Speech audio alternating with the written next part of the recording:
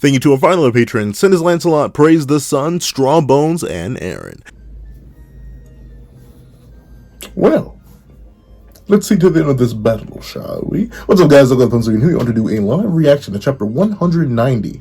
It's weird to think we're 10 chapters away from chapter 200 of Jujutsu Kaisen, which is known as Tokyo Colony, whatever. Like, it's not, you know, come on now. It's Jujutsu Kaisen. Like, we got a whole bunch of great stuff, but, chapter titles, you just, no. No, I wish I could say something else. No. However, enough wasting time. Let's hop right into the chapter itself. Ready, editing me. 3, 2, 1, go. Alright. Drip, drip, drip. Oh, wait, no. I'm a fool. I didn't even hit record. So, let's just have a nice, cool conversation. You know what I'm saying? No, I'm kidding. Alright, editing me. Ready, 3, 2, 1, go. Alright. An explosion in the sea. Hakari and Kashimo, who will come out on top. So they dripping. So I'm guessing that's the salt water. Kind of crazy. All right. Yeah, Tokyo Colony #2, Part 9. Like, I get it. I think it's just been a consistent naming thing. Like, the Shibuya incident was also, they never got unique chapter names. It was just Shibuya incident, part blah, blah, part blah, blah, blah. Like, it was just that, but I don't know. I like spicy names, dog. But I guess that's for me to come up with, so I'll do that.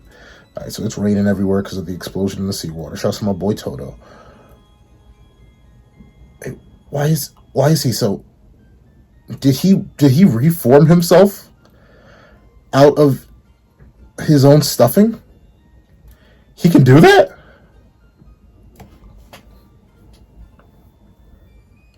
But like, how are their cores really that tiny? I mean, I guess Panda's just mini Panda now. He's now he's red Panda sized. I mean, now we can have even more of a funny sidekick mascot. So, benefits? I don't know. I feel like out of all the characters, out of our like cast, him and Toge have just been done unbelievably dirty. Like, they just get nothing. They lose arms, lose their whole main bodies, and get made fun of or used for other characters' development. And I get it. Not everyone can be Yutokotsu. But, like, not everyone can be goated, so... Geez, why is my collar popping like this? Maybe let me just... Bam. Alright. But, like, not everyone can be a main character or, like, close to main character. But, jeez, I feel so bad for Panda at this point. Boop. That's a hand. That is indeed an entire hand. Gotta hand it to him. No, I'm sorry. Alright. Ooh. The water. It's lapping against the shore. How's he reaching up? I mean, water being not that too deep. Oh, it's Kashimo. I didn't even recognize. I should have known from the bandages. My curse energy's run out. But that guy's at least... Kashimo has one of my favorite designs, and I can't tell you why. I don't know. His design is very fun to draw. And I've only drawn it a couple times, but like... Because I will do a cross-verse battle with him, eventually. So I know he'll be fun to draw on that. Let me guess, Hakari's still alive. I was waiting for him. He said, hey, I won't sneak you, but I will punch you in the mouth. Okay. I like it, Hakari. I like it. I see you're missing a little something there, buddy. And it don't seem to be growing back. Are we going to get the Toto thing? Did he just lose his curse technique? To be fair, we never really saw his curse technique. Like, all he had was his domain, which just gave him infinite curse damage. Is it just the doors? Is that all his curse technique was, really? Well, whatever it is, I guess maybe he can domain expansion again as long as he runs into Yuta and Yuta can, like, grow his arm back for him with RCT. But, like, snap. Like we need that bad. We need you to go meet up with Toto so Toto can get his arm back. Like, golly gee willikers, everyone's losing arms now. In one go, Kashimo released all the curse energy he'd been holding back from leaking out. Before his curse energy transferred to the seawater and transformed into thermal energy. Oh, before his curse energy transferred into the seawater, it transformed into thermal energy, creating a steam explosion. Okay. So that explosion should have blown Hakari to pieces. You didn't want me to expand my domain again no matter what, because it would have been probability chance next. Oh, probability change next. So even if I survived the explosion, you'd make sure to take out my arm. Ah, so that's why he grabbed it. To keep me from making the hand seal. So I sacrificed my left arm. That way I protect the rest of my body.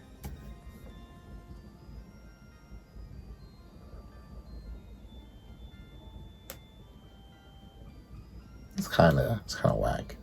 I mean, I get it. It's like it's definitely just like an on the fly thing. Sacrifice my left arm, that way I protect. So he used an impromptu binding vow, sacrificing his arm to transfer the cursed energy originally used in protecting his arm to then protect the rest of the body, strengthening himself against the explosion. I mean, it's AIGHT. Like, notably, he didn't have infinite cursed energy anymore. So, like, that cursed, well, I guess maybe the reason he was able to take it so well, with only just, like, arm level. No, I'm kidding. I know he probably had cursed energy reinforced without the rest of his body, but, like, mostly arm level amounts of cursed energy boosting the rest of his existing amount of cursed energy. I get it's a binding vow. I guess that makes sense. It's a binding vow. So something tells me the sacrifice of his technique is what was necessary for that to work at all. And once he did sacrifice the technique, technically, I guess the binding vow, it did more than just give him his arm's energy. It gave him, like, all the hypothetical energy he could have had if he had kept the arm instead. But I really, like, this is one of the cases where I hope the mangaka goes out of their way to just break a binding vow or break a rule and just have someone heal him. Sure, he can't use it anymore, but get him in total new arms already. Come on now. Like, Boogie Woogie and Idle Death Gamble are too cool of techniques to just die like that. Because, arm's gone. Well, we have, I mean, Shoko's not really in the narrative that much anymore, but we have Yuta. So, go get him. I ain't gonna kill you. If I did, all those 100 points would go poof. Alright. Interesting. Guess so. Kashimo, I don't think I won that. I mean, you didn't even use a curse technique. But, Hakari, neither did you! Like, for infinite curse energy, and I guess that's the only buff. Plus, like, you can idle death gamble whenever you want.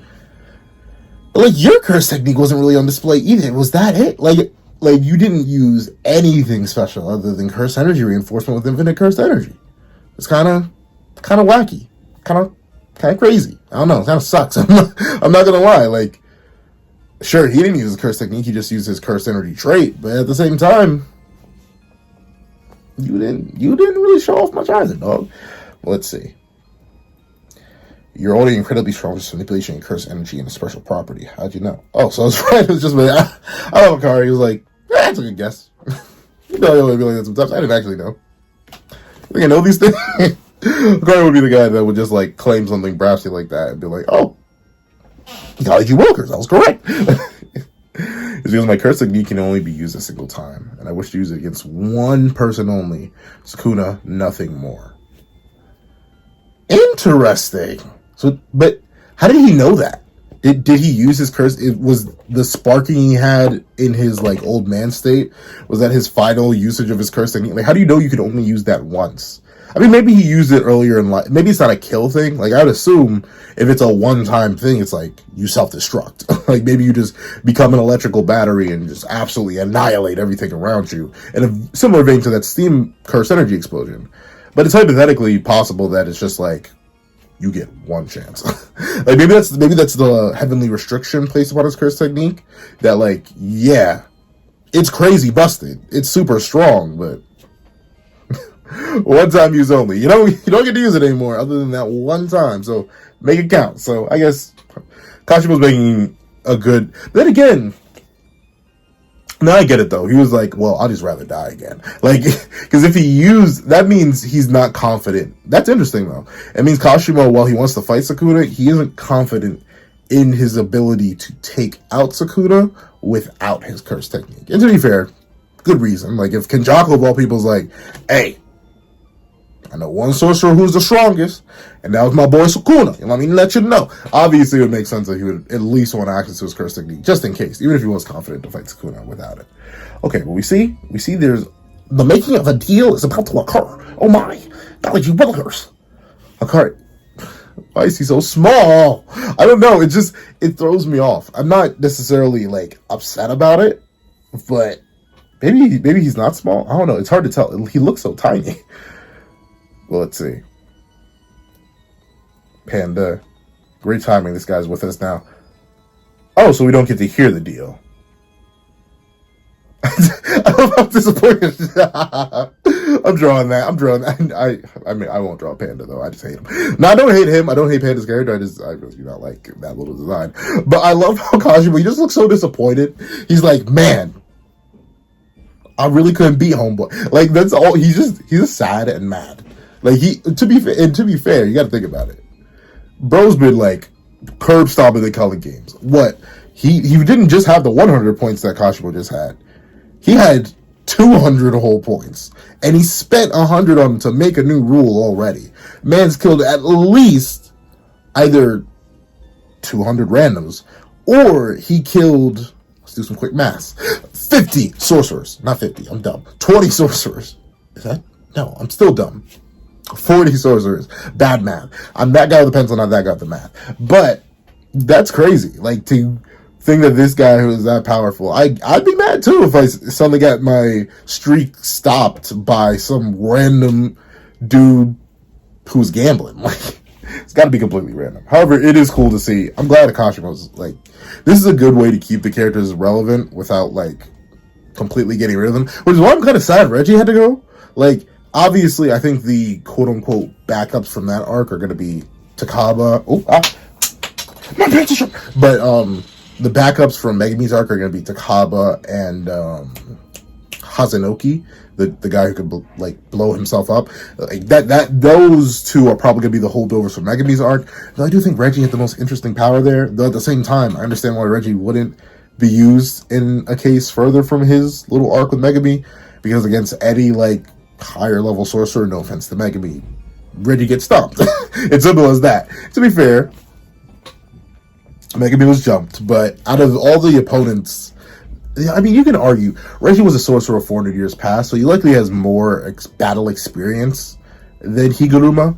But I'd say overall, Higuruma's ability is a lot more pressing and concerning than Megami's. Or not Megami's, Reggie's. So, obviously, Higuruma's the tie-in Itadori. Hazanoki and Takaba are the leftovers from Megami. Then obviously we have Ryu and Uro from Yuta. And now we have Kashima, one of the strongest players in the Culling game. So, I'm excited. However, we do get to see. I ain't doing this for nothing, you know. Yeah, I know, you sharp resistant. Wait, what? Let him fight with Sukuna. That's what he wants anyway. Yep, figured. The deal would be like, hey, I know where Sukuna is. Though, interestingly enough, yeah, I think Kashima's gonna have to wait. Like, say they were to go meet up with Itadori right now, Itadori would be like, I'm not letting him out. like for what reason? Because this one random dude wants to fight him? Sure. Like, I feel like what's going to happen is Hakari's gonna go meet up with him, and he's gonna be like, hey, I promised this guy to fight Sukuna so he would join us. Great.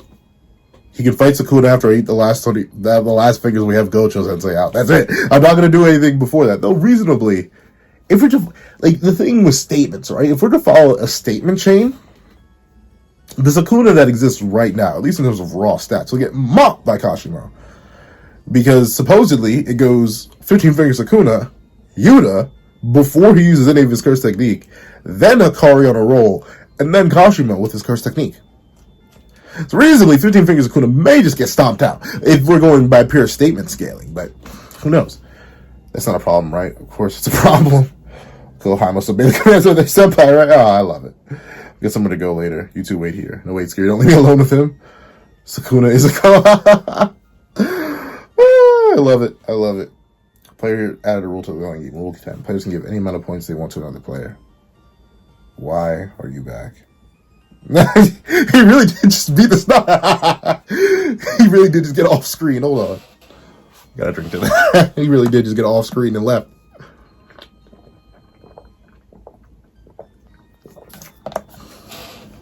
That's good though. I love it. Don't worry about it. It'll be. Or what happened to your arm? Don't worry about it. It'll be fixed later. Yeah. Use it. Is it really fixable? Either way, what are you back for? Something I forgot to ask you. If you're here for For life philosophy, don't even bother. I learned everything important from manga. Doesn't it feel nice to go on a rampage sometimes? Yeah. Hakari would be the kind of guy to get through to someone like Bernard. Not everything needs you to talk it through to get the right answer. A quote from Tough, like, he's getting into it from manga. The way you kill is the way you live. I guess it's like that. Okay, that's nice. Gather in the army. What's it called? What do you mean? Your manga. Tell me the name. I'll buy it and take a look.